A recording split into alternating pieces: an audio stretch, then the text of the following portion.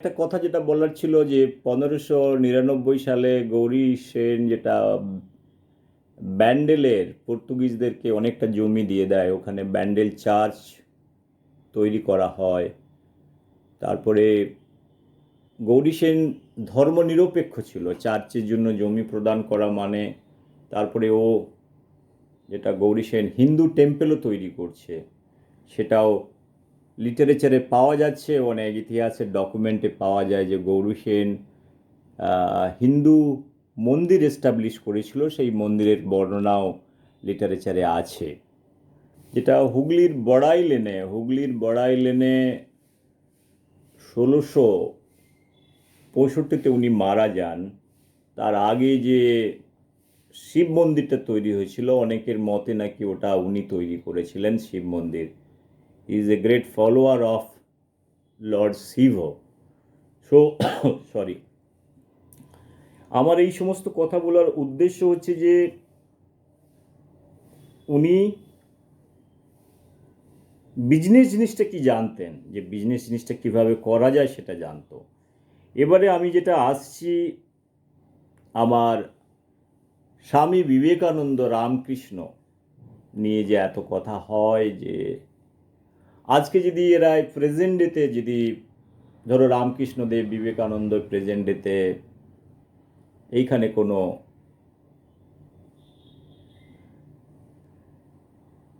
কলকাতার কোনো রাস্তা দিয়ে হেঁটে চলে যাচ্ছেন, শ্যামবাজার, মানিকতলা, এই ধরো শ্যামবাজার থেকে হাঁটতে হাঁটতে দুজনে গল্প করতে যাচ্ছে, তো ওরা তো বলেছে টাকা মাটি, মাটি টাকা, পয়সা জিনিসটা কখনো রামকৃষ্ণ যে টাকা অবজেক্টটাকে অনেকটা হেট করতো, যেন গঙ্গার বুকে কয়েন ছুঁড়ে যেটা হতো না, আজকালকার কয়েন তো এরকম আমাদের মতো খারাপ কয়েন ছিল না, ওগুলো ভালো ভালো কয়েন ছিল, রূপোর কয়েন ছিল, ও ছুঁড়ে ফেলে দিত, গঙ্গার জলে ছুঁড়ে ফেলে দিত। তো পয়সার প্রতি ওর কোনো আসক্তি ছিল না, ফিলোজফিক্যালি ব্যাপারটাকে দেখতে গেলে আসক্তি ছিল না, মানে এটা উনি কি অ্যালার্জিক ছিলেন, যেটা বিবেকানন্দ অনেক সময় পয়সার প্রতি তার নিস্পৃহতা যেটাকে বলে, ডিসপ্লেজারনেস কাইন্ড অফ জিনিসটা, সেই জিনিসটার মধ্য দিয়ে বিবেকানন্দের ফিলোসফিতে ওই জিনিসটা দেখা গিয়েছে।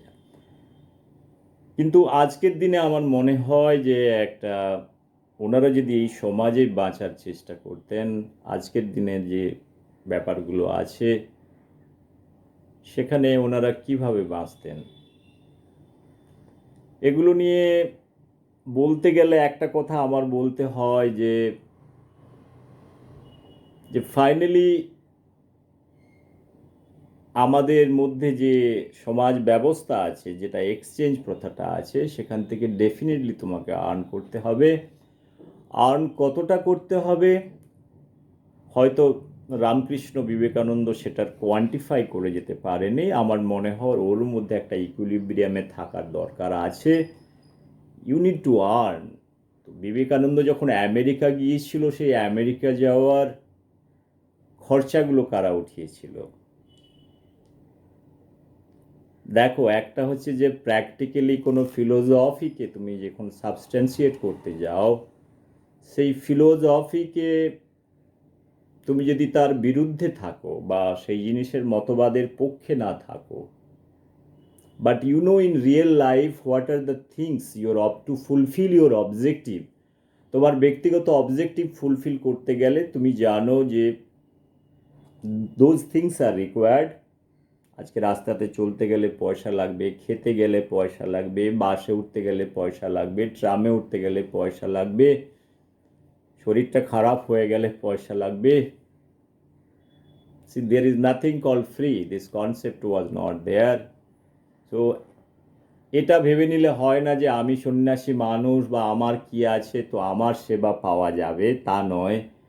তুমি যখন একটা সমাজের ফিলোসফি বলছো, সমাজের দর্শনের কথা বলছো, সেই দর্শনের মধ্যে একটা জিনিস থাকা উচিত, there must be some defined limitation, যে এতদূর পর্যন্ত তোমার চাওয়া পাওয়ার একটা লিমিটেশন থাকা উচিত, যেগুলো বেসিক নিড সেগুলো উচিত। একেবারে ওই ম্যাটারটাতে সাইলেন্ট হয়ে যাওয়া আমার মনে হয় না এটা খুব একটা বুদ্ধিমানের কাজ। আমিও কেউ নয় যে রামকৃষ্ণ বা বিবেকানন্দের মতবাদের বিরুদ্ধে আমি বলতে চাইছি। I am a great follower, I am talking about the balancing out certain things. So anything extreme is not good, that is what I feel. That's why I am talking about the rational thinking process. Rationality is coming into the picture. Rational হওয়ার দরকার আছে, analytical হওয়ার দরকার আছে। Rational analytical হলেই ব্যাপারগুলো বোঝা যায়। আমি একটা মানুষ, আমাকে বাঁচতে গেলে আমি কত মানুষের কাছে হাত পাতবো যদি আমি কাজটা না করতে পারি। সেটাই একটু বলার, সেটুকু একটু ভেবে দেখার। দেখো, ফিলোসফি দিতে গেলে তো অনেক ফিলোসফি দেওয়া যায়, যে ফিলোসফির একটা এক্সট্রিম লেভেল থাকে। সেই এক্সট্রিম লেভেলের জন্য যেমন তোমার বুদ্ধিজম চলে গেছে, আমার কথা বলার উদ্দেশ্য হলো বুদ্ধিজম স্প্রেড করতে পারে না, এর মধ্যে অনেক স্ট্রিনজেন্ট রুলস আছে। তোমাকে রুলও নিয়ে আসতে হবে, little simplified, weather common people যেটাকে প্র্যাকটিস করতে পারে, সেটার মধ্যে দিয়ে যা বেশি কষ্ট না পাওয়া যায়। তো অনেক সময় বলে কষ্ট না করলে কেষ্ট মেলে না। কষ্ট সবাই করে, কষ্ট তো একটা গাধাও করে, একটা ঘোড়াও করে, একটা ইন্টেলিজেন্ট মানুষও করে, একটা ওয়ার্কারও করে। তো কষ্ট with intelligence is what is required. সবাই যদি কষ্ট করতো, সবাইকে যদি কেষ্ট মেলে যেত, হয়তো সবাই কষ্ট করে নিত। এই কথাগুলো বলার উদ্দেশ্য আমার তা নয়। আমার কথা বলার উদ্দেশ্য, আমি তিনটে মানুষের কথা আমি বলতে চাইছি, যেটা হচ্ছে যে আমি পেপারে তৈরি করেছি। একটা হচ্ছে যে রামকৃষ্ণ, যার জন্ম 1836 থেকে মৃত্যু 1886 পর্যন্ত, মানুষটা 50 বছর বেঁচে ছিল, রাইট। তারপরে আসছে বিবেকানন্দ। তো হি গট ওয়ান ফলোয়ার, অনেক ফলোয়ার পেয়েছে, যেটা আমি সে নিয়ে বলছি না। সেটা নিয়ে বলতে গেলে অনেক কথা বলা হবে, আমার ভিডিও বেড়ে যাবে। আমি চাইছি একটু ছোট ভিডিও করার জন্য। তো বিবেকানন্দ 1863, 1902 সাল, 39 ইয়ার্সের লাইফ, ভেরি শর্ট লাইফ। আরেকজন মানুষ যেটা ইউরোপে, এরা আমি ইন্ডিয়ান কনটেক্সটে বলছি, এরা স্পিরিচুয়াল লিডার হিসেবে আমি বলছি। স্পিরিচুয়ালিজমে আমি রামকৃষ্ণদেবের টাকা মাটি, মাটি টাকা যে কথাগুলো বলতে চাইছি, যে পয়সার প্রতি আসক্তি থাকা উচিত নয়, সেই মতবাদ নিয়ে কথা। এদের যে ফিলোসফি ছিল, যেটা হিন্দুত্ববাদ ফিলোসফি, ব্রিটিশ ইন্ডিয়াকে মুক্ত করার জন্য হিন্দুত্ব ফিলোসফিকে কিভাবে রামকৃষ্ণ বিবেকানন্দের মধ্যে যে জিন, যেটাকে আমি, যেটা জিন নয় এনার্জি এখানে আমি বলতে পারি, সেই এনার্জিটাকে ট্রান্সমিট করেছিল বিবেকানন্দের মধ্যে। He became a true follower of Ramakrishna, যেটা ছোট ছোট কথাগুলোকে ট্রান্সলেট করে কিভাবে সমাজের মধ্যে, ভারতবর্ষের মধ্যে মানুষকে উদ্বুদ্ধ করেছিল, সেটা ভেবে দেখার কথা আছে। আরেকটা মানুষ যেটা হচ্ছে যে আমি যার কথা বলার চেষ্টা করছিলাম বারবার, ইউরোপে সমসাময়িককালে আরেকটা মানুষ চলে এলো, কিন্তু ইউরোপ অনেক কালচার ছিল সেই সময়। 1833-তে যেটা এসছে আলফ্রেড নোবেল। আমি আলফ্রেড নোবেল নিয়ে অনেক কথা বলেছি। উনি বড় মাপের সায়েন্টিস্ট ছিলেন, ইনোভেটর ছিলেন, কেমিস্ট ছিলেন, অনেক কিছু ছিলেন। ওনার কাছে 355খানা পেটেন্ট ছিল। তো ডায়নামাইটের মতো, ডায়নামাইট কী করে তৈরি করতে হয় ওখান থেকে ফ্যাক্টরি তৈরি করেছে, 355খানা পেটেন্ট তৈরি করেছে। দেখো, একটা ছোট 63 বছরের জীবনে আলফ্রেড নোবেল অনেক কিছু করেছে। বাবার ব্যবসা সামলেছে, ব্যবসা থেকে আর্মস অ্যান্ড অ্যানিমেশন তৈরি করেছে ডায়নামাইট দিয়ে। তো আলফ্রেড নোবেলের জীবনে অনেক দুঃখ ছিল। দুঃখটা হচ্ছে যে সবাই ওকে ক্রিটিসাইজ করতো, that is Angel of death বলকে ওকে বলা হতো। অ্যাঞ্জেল অফ ডেথ মতলব যে ডায়নামাইট দিয়ে ইউরোপের ডিফারেন্ট, মানে they use to supply dynamite to various countries, to Russia, Europe, many countries, এগুলো ওয়ারে ইউজ হয়েছে ডায়নামাইট। তো এমন হয়েছে নিজের ভাই যে ফ্যাক্টরিতে ডায়নামাইট তৈরি হতো সেখানে ব্লাস্ট হয়ে যায়। সে ব্লাস্ট হয়ে যাওয়ার পরে ভাই মারা যায়।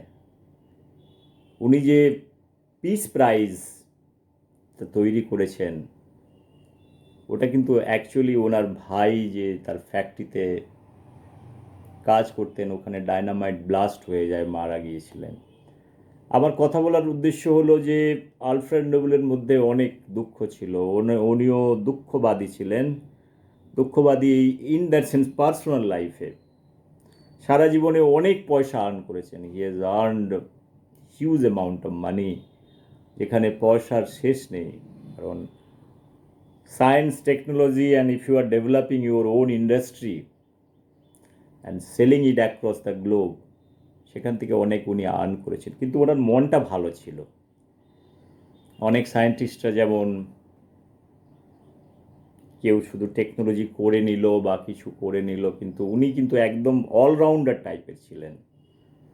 অলরাউন্ডার মানে উনি জানতেন নিজের টেকনোলজি কীভাবে প্রোটেক্ট করতে হয়, নিজের টেকনোলজি দিয়ে কী করে ফ্যাক্টরি করতে হয়। আমাদের কাছে অনেক শিক্ষণীয় আছে। আমি অনেক ভিডিওতে বলেছিলাম যে আলফ্রেড নোবেল নিয়ে কথা বলতে গেলে অনেক কিছু বলতে হয়। সেই সময় ইউরোপে কী চলছিল, উনি basically he is from Sweden, okay. তারপরে তার লাস্ট জীবনে তার রিয়েলাইজেশনটা কীভাবে এলো, তার রিয়েলাইজেশনটা এটা হলো যে সারা জীবনে প্রায় $300 million he has earn, it's a huge amount of মানি। তো উনি কিন্তু একটা জিনিস বুঝে গিয়েছিলেন, পয়সাকে স্বর্গেতে নিয়ে যায় না। আমাদের রাজতন্ত্রে যেমন এই যে টাকা লাগে, দেবে গৌরী সেন যেমন জমি খুঁড়তে খুঁড়তে সোনা পেল, সেই সোনাটা কোথা থেকে এলো? রাজার মাথায় একটাই দুষ্ট বুদ্ধি থাকে। দুষ্ট বুদ্ধি মানে চলো ওই ছোট রাজাটা আছে ওকে মেরে ওর কাছ থেকে যে মশালাটা আছে নিয়ে আসতে হবে। অনেক রাজা ছিল, অনেক রাজা ভালো রাজাও ছিল, দেশের সেবা করতো, দুটো গরিব মানুষকে কিছু খাইয়ে দিল, পরিয়ে দিল, ঘরটা বানিয়ে দিল, সেগুলো ঠিক ছিল। ইতিহাস তাদেরকে রিমেম্বার করে। কিন্তু সায়েন্টিফিক্যালি, তো আমি যদি আলফ্রেড নোবেলের সাথে যে সায়েন্স যেটা বলছি, সায়েন্স মানে র্যাশনালিটির কথা বলছি, একটা থট প্রসেসকে বলছি, সেখান থেকে উনি যেটা করে গিয়েছেন সেটা শেষ জীবনে এসে একটা উইল পেপার তৈরি করলেন। উনি তো জানতেন যে মরে যাওয়ার পরে আমি পয়সা উপরে নিয়ে যেতে পারবো না, ও ঠিক বুঝতেন। তো বসে বসে সুইডেনে ও লিখলো উইল পেপার। 1895-96 সালে একটা উইল পেপার করে গেল যে আমার 94% যেটা আমার সমস্ত প্রপার্টি আছে তার মধ্যে একটা নোবেল ফাউন্ডেশন তৈরি হোক। নোবেল ফাউন্ডেশনের ওটাকে আরেক বছর কয়েকটা সাবজেক্ট ডিসাইড করলেন, সেই সাবজেক্টে প্রাইজ দেওয়া হবে। সেটার মধ্যে আছে তোমার ফিজিক্স আছে, কেমিস্ট্রি আছে, ফিজিওলজি আছে, আর্ট আছে, অ্যান্ড পিস। 5টা সাবজেক্টের উপরে উনি করে গিয়েছিলেন উইল পেপারে। অনেক কথা লিখে গিয়েছিলেন। আমি 8খানা 10খানা ভিডিও করেছি নোবেল ফাউন্ডেশন নিয়ে। তারপরে কি করে ওগুলো ধীরে ধীরে ধীরে ধীরে সব কী হলে উনি মরে যাওয়ার পর, মারা যাওয়ার পরে যে জিনিসটা হয়েছে তা নিয়েও আমার কথা বলেছি। এখানে আমার এই সমস্ত কথা বলার উদ্দেশ্য ছিল না। আমার কথা বলার উদ্দেশ্য হচ্ছে যে উনি, দেখো একটা সময় ইন্ডিয়াতে এখানে স্পিরিচুয়াল নিয়ে কথা বলেছে। এখানে বিবেকানন্দ, রামকৃষ্ণ তাদের স্পিরিচুয়ালিজম, হিন্দুত্ব নিয়ে কথা বলছে। বিবেকানন্দের মধ্যে আরেকটা ওয়ান স্টেপ আগে গিয়ে ব্রিটিশদেরকে কীভাবে মুক্ত হতে পারে সেখান দিয়ে কথা বলছে। বন্ধুরা, আমার একটা ছোট কথা বলে আমি আমার ভিডিওটাকে বাড়াতে চাইছি না। এই যে আমার রামকৃষ্ণ, বিবেকানন্দ, আলফ্রেড নোবেলের মধ্যে আমি একটা সিমিলারিটি দেখতে পাচ্ছি। দেখো, তুমি তোমার জীবনে ব্যক্তিগতভাবে যাই করো না কেন, either you do spiritualism, you do science, or do many things, your objective is to motivate. সবাই চায় যে সমাজের কল্যাণ কিছু হয়ে যাক। এটা আলফ্রেড নোবেল চেয়েছিল সমাজের কল্যাণ হয়ে যায়। ওনার পিসের Alfred Nobel was very much in favor of peace. He was not liking the war. His animation activities, especially that is meant for to stop war. Many times he has talked about many issues. ওনার শেষ জীবনে যেটা আর্নিংটার কথা বলছি, উনি ব্যক্তিগতভাবে উনি চেয়েছিলেন যে ওনাকে কেউ ইনভেন্টার হিসেবে ওর যে অ্যাক্টিভিটিজ আছে কেউ না জানতে না পারে, তাই জন্য উনি সায়েন্স অ্যান্ড টেকনোলজির ক্ষেত্রে যে নোবেল ফাউন্ডেশন করে উনি চলে গেছেন। কারণ নিজের যে কর্ম, অনেকে যেটা ওনাকে বলা হতো Angel of deaths because of the dynamite, তো সেখান থেকে মানুষ ব্যক্তিগতভাবে দুঃখ পায়। দুঃখ পেয়ে উনি বলেছিলেন যে আমার নামটা যেন না ইতিহাসে, আমি কি করি আমার পাস্টটা যেন না, it is not that relevant. So what he has done, he has made the Nobel Foundation. সেখান থেকে নতুন সায়েন্সের একটা দ্বারোদ্ঘাটন করা, সবাইকে এনকারেজ করা, প্রতি বছর একটা করে প্রাইজ দেওয়া একটা সাবজেক্টে, এটা হচ্ছে আলফ্রেড নোবেলের কাজ। এটা দেখতে গেলে ফিলোসফিক্যালি একটা আইডিয়া লেভেলের ট্রান্সফরমেশন নিজের ব্যক্তিগত ইন্ডিভিজুয়ালি উনি করে গিয়েছেন, সমাজের কারোর কাছ থেকে উনি কিছু নিয়ে যাননি। আমার ব্যক্তিগতভাবে আমি যেটা বলতে চেয়েছিলাম যে এটা রামকৃষ্ণ বিবেকানন্দের কথা। আমরা রামকৃষ্ণ বিবেকানন্দের কথা বলতে গেলে একটা কথা বলি যে আমি যদি একটা পুরো সেল ধরে নেই, সেলের মধ্যে তোমার অনেক কিছু থাকে। সেলের মধ্যে আমি তোমাকে একটা দেখাচ্ছি এখানে। আমি এটা বলতে চেয়েছিলাম Ramakrishna Vivekananda Alfred Nobel, Ramakrishna Vivekananda Alfred Nobel, almost same time they have come, plus minus here and there. তো রামকৃষ্ণ is talking about টাকা মাটি, মাটি টাকা, যত মত তত পথ. Vivekananda is coming, tapping his idea. So it is tapping. Now if you think Ramakrishna is a cell, is a nucleus, consists of lot of DNA, right? Swami Vivekananda is a kind of a vector. Now the question is, তোমার idea থাকলে আইডিয়াটাকে তোমাকে কি করতে হবে? আইডিয়াটার এক্সটেনশনের দরকার আছে, তো মাল্টিপ্লিকেশনের দরকার আছে, রাইট? সেই মাল্টিপ্লিকেশনটা করবে কে? সেই মাল্টিপ্লিকেশনটা করবে এখানে, if I take Ramakrishna, kind of a wisdom here, of few ideas that has been translated by Vivekananda and his other followers. The most of the things was done by Vivekananda. Is a plasmid. So what he is taking? He is taking the DNA part of a nucleus, of a DNA part which is present in the nucleus, in the chromosome. You know, ক্রোমোজোমের মধ্যে যে DNA গুলো থাকছে, সেই foreign good things, important things সেখান থেকে প্লাজমিডের মধ্যে, ওটাকে প্লাজমিড হচ্ছে যে সাইটোপ্লাজমে থাকছে, তোমার নিউক্লিয়াসের বাইরে প্লাজমিড আছে। It also carries DNA, that is any biology student can understand. Here Vivekananda is plasmid for me. He is carrying DNA of, not the physical DNA, the idea DNA. He is transmitting, inserting, multiplying. He is a vector. He is a vector, he is a carrier, that is what. So তুমি যখন একটা foreign ডিএনএকে একটা হোস্টের মধ্যে ওটাকে দিয়ে দাও, ওটা multiply করে, then again its requires host. Now this plasmid cannot grow alone, you need also one host over here to grow.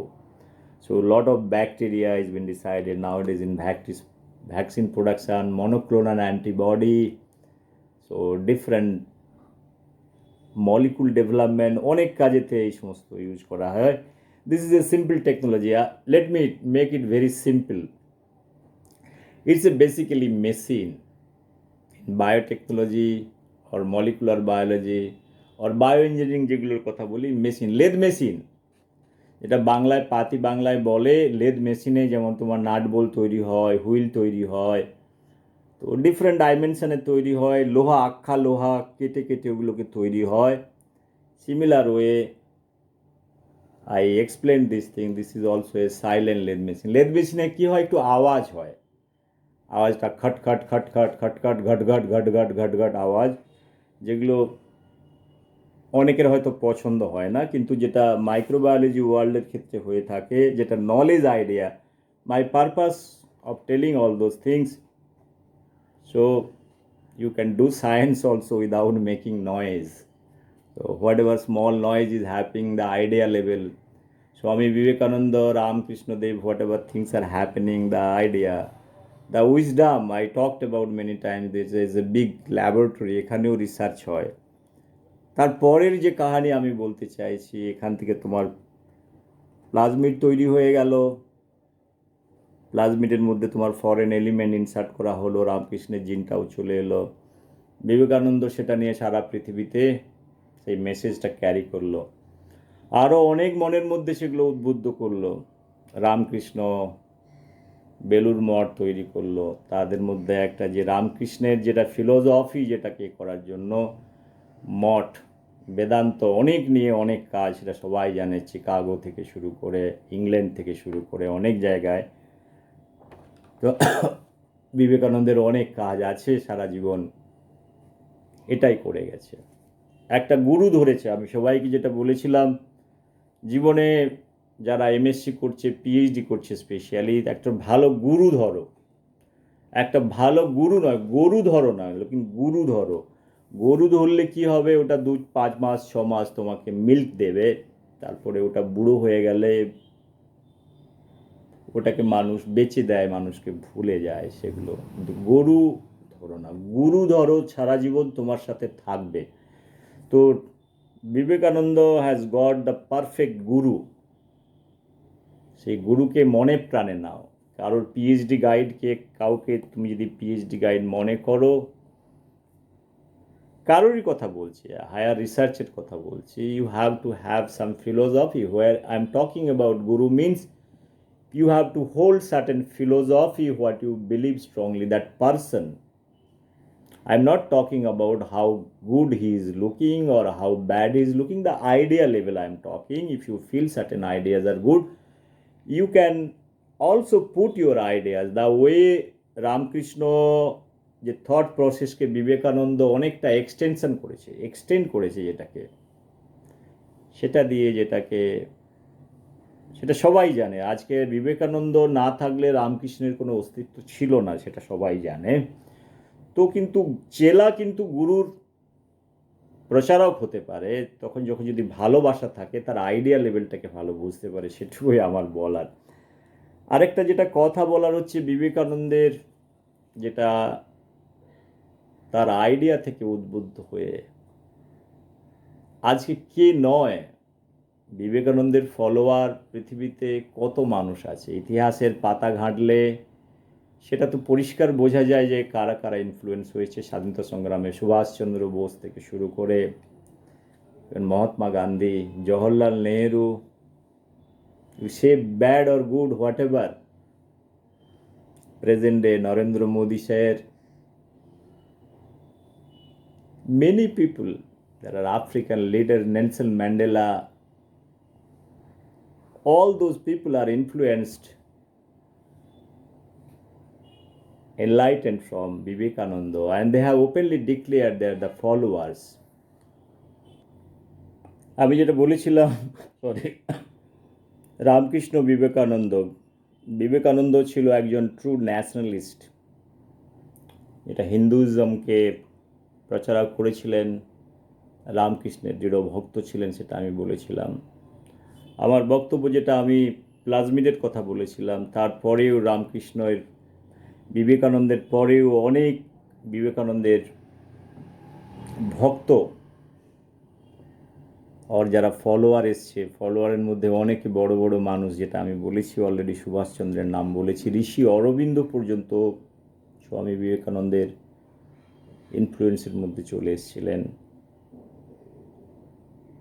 There R lot of freedom মুভমেন্টের যারা ছিল, বাঘা যতীন থেকে শুরু করে অনেক বিদেশি, যে আমেরিকানরা তো অনেক আমেরিকান, চিকাগোতে পুরো আমেরিকাতে যখন ভাষণ হওয়ার পরে সেখান থেকে এরা এরা অনেকেই ইনফ্লুয়েন্স হয়েছে বিবেকানন্দের। যেটা আমি বলতে চেয়েছিলাম যে প্লাজমিডের পরেও যেটা মাল্টিপ্লিকেশন হচ্ছে, মাল্টিপ্লিকেশন তোমার আইডিয়া, একটা ভালো আইডিয়া থাকলে সেই আইডিয়াটাকে তোমাকে করার দরকার হয় না, সেখানে তোমার অনেক ফলোয়ার আছে, তারা ওটাকে ক্যারি করে নিয়ে যায়, and that is the real thing. So first of all this idea has to be good, it has to be unique, either it is in the field of science and technology or in the field of idea। Basically philosophical way ওটা দেখতে গেলে all আর same, সবাই কিন্তু একই জায়গায় এসে একই জিনিসে চলে আসে বলে আমার মনে হয়। সেই জন্য আজকের দিনে বিবেকানন্দের রেলিভেন্স আছে। ঠিক আছে, জেএনইউতে বা কিছু একাডেমিক ইনস্টিটিউটে বিবেকানন্দকে নিয়ে অনেক কিছু করে, তুমি অধম তাই বলিয়া আমি উত্তম হইব না কেন, এটাও তো হতে পারে। বোঝার মতো ক্ষমতা নেই, এদেরকে মাফ করে দাও। Leftist has never ever respected Swami Vivekananda, for that matter in Bengal or any other places, that is the part of history. But what I am trying to tell, because he is nationalist, there are many issues that is involved. The allergy towards nationalism of this so-called leftist are too much. So these are all ideological fight. Probably one need to get into in a different zone. Probably there are many issues. So I am not getting into that part. Probably I have made so many videos on nationalism and internationalism. So in idea level, what should be your fundamental thing, so you get recognition, you are recognized by the society, তোমাকে সমাজ করবে, সেই সকল সমাজ, সেটা নিয়ে Vivekananda is Vivekananda. আমার কথা বলার উদ্দেশ্য নয়, যেটা বিবেকানন্দের ফল অনেক তোমার যেটা এও ছিল, ডিসাইপেলও ছিল বিবেকানন্দ, আমি বলেছি তারপরেও অনেক ডিসাইপেলরা বিবেকানন্দের কাজ, বিবেকানন্দ তার ব্যক্তিগত জীবনে অনেক স্ট্রাগল করে গেছে, গরিবি থেকে শুরু করে অনেক কিছু। আমার কথা বলার উদ্দেশ্য ছিল টাকা মাটি টাকা, আজকের দিনের এগুলোকে, আজকের সমাজে এসে দাঁড়িয়ে এগুলোকে ভাবা খুব মুশকিল। কেউ যদি টাকা মাটি টাকা বলে, ও মাটিতেই চলে যাবে, ওর নিজের বডি দাহ করার জন্য কিছু থাকবে না।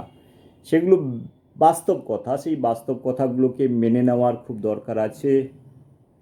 ও ডিসাইপলের মধ্যে যেটা অশোকানন্দ, পরমানন্দ, অনেক বড় বড় মানুষ অনেক কথা বলে গেছেন। তারপরে সায়েন্স অ্যান্ড টেকনোলজির ক্ষেত্রে আমি যেটা বারবার বলতে চেয়েছিলাম, যেটা বিবেকানন্দের যেটা ইনফ্লুয়েন্সার, যারা ইনফ্লুয়েন্স করেছে, Jamshedji Tata, Jagadish Chandra Bose, Satyen Bose, all those great scientists, they are also influenced. So এরা যে এক একটা পার্সোনালিটি, সেগুলো ওই সময়ে 19th সেঞ্চুরির মধ্যে যে পার্সোনালিটিগুলো এদের কাছ থেকে বিবেকানন্দের মধ্যে ইনফ্লুয়েন্স হওয়া, মানে এগুলো অনেক বড় ব্যাপার। তো এইটাই আমার কথা ছিল, যে আলফ্রেড নোবেলের ব্যক্তিগত জীবন, রামকৃষ্ণের ব্যক্তিগত জীবন আর বিবেকানন্দের ব্যক্তিগত জীবন, এরা ডিফারেন্ট জায়গা থেকে আসছে, বাট ফিলোসফিক্যালি যদি দেখা যায় একটা কমন প্ল্যাটফর্ম আমি দেখতে পাই, সেটাই আমার ব্যক্তিগতভাবে বলার। তো আজকের সমাজে দাঁড়িয়ে we have to be balanced, so act in a balanced way, take all the philosophy, finally you draw what is good and what is bad for your life. তোমার ব্যক্তিগত জীবনে কোন দর্শনটাকে ভালো লাগে সেটা নেওয়ার চেষ্টা করাই হচ্ছে বুদ্ধিমানের কাজ বলে আমার মনে হয়। আমি এই কথা বলে আমার কথা শেষ করছি। Thank you very much for giving me opportunity to speak little bit on these issues. I am not expert. I am so sorry if I have done some mistake. So all the best. Take care. Bye bye.